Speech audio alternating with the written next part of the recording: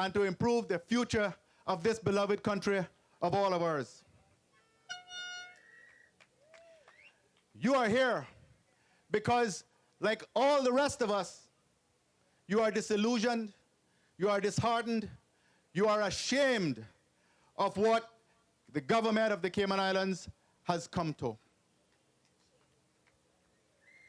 Cayman needs pride. Cayman needs inspiration. Cayman needs hope. We need to get this place back to a point where all of us who live here, work here, invest here, love here, can say, I am proud to be from Cayman. We need to get back there.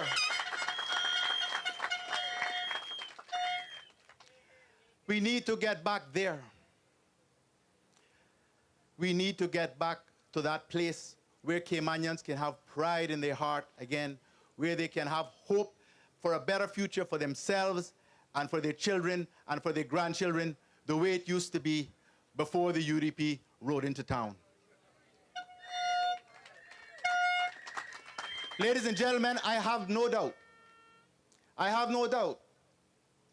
that the worst period that the Cayman Islands have ever endured have been the past 4 years under the UDP administration.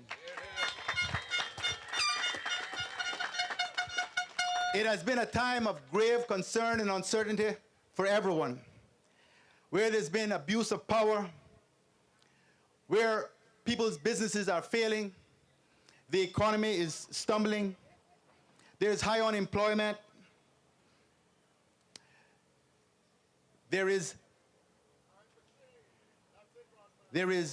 I'm hesitating because I don't want to say this word. There is corruption.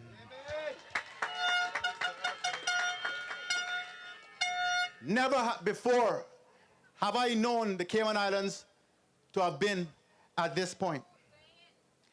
We have a crisis in confidence. I want you to ask yourselves, if you were an investor, in the present set of circumstances, would you feel that the Cayman Islands is a good place to invest your money?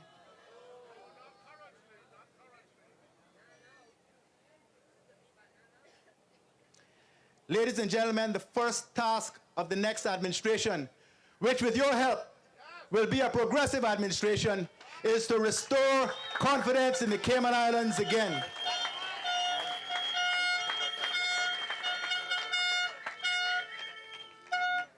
And some may ask me, well, how are you going to restore confidence in the Cayman Islands again? I say, by acting the way the PPM or the People's Progressive Movement or the progressives as we call ourselves have always acted, and doing what we have always been known to do, and that is to administer the affairs of this country honestly and with integrity.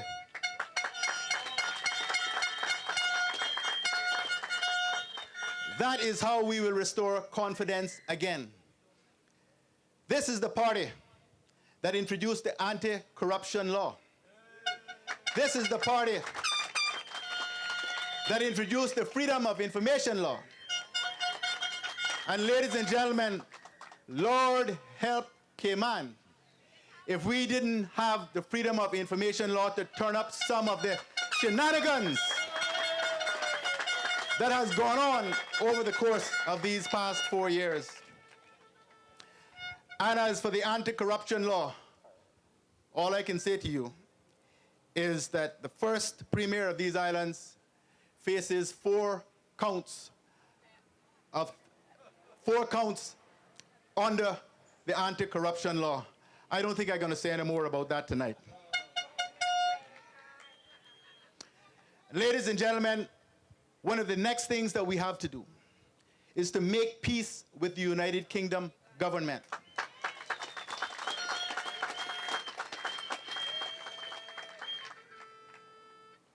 I don't have to tell you how much damage the relationship has suffered under the UDP led by Mr. Bush, and what that has done to our image and our reputation locally and internationally.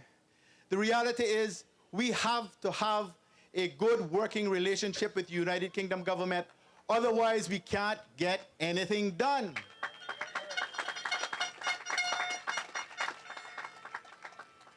Mr. Bush claims that all of the troubles that he's having is as a result of a conspiracy by the United Kingdom government and myself and some other people because we want to bring him down, because he doesn't agree with them. But I can't help but say this. I wonder who it was that made him use that government credit card in the casino. I know it wasn't me.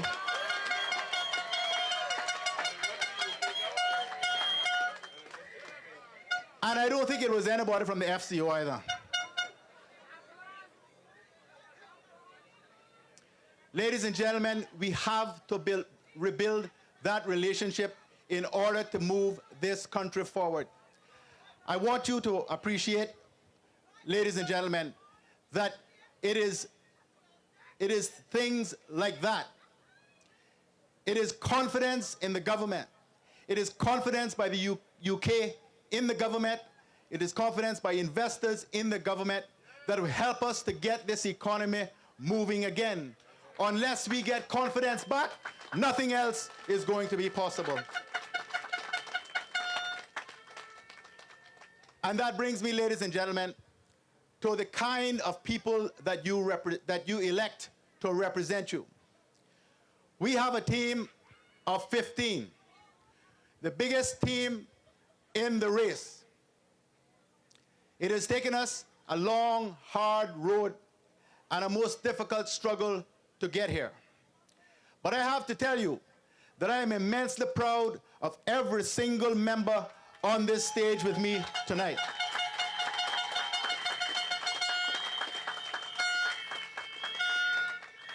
I can tell you, unlike some of the others, we don't just pick up anything that drop off, you know. We take a long and careful, or go through a long and careful process to ensure that the people that we are going to run as part of the People's Progressive Movement's slate have honesty, integrity, and ability.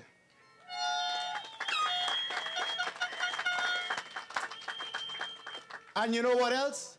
They must also care.